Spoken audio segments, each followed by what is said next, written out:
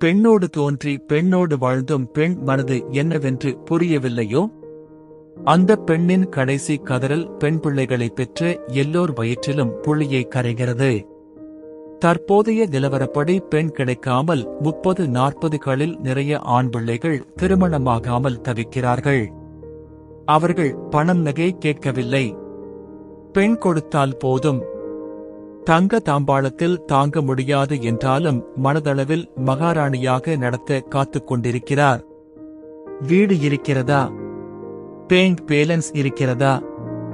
வசதி வாய்ப்பு இருக்கிறதா என்று கேட்டு அவர்களை நிராகரித்துவிட்டு இப்படியான சைக்கோக்களுக்கு பெண்ணை கட்டிக் கொடுத்துவிட்டு இப்போது அழும் சூழ்நிலை.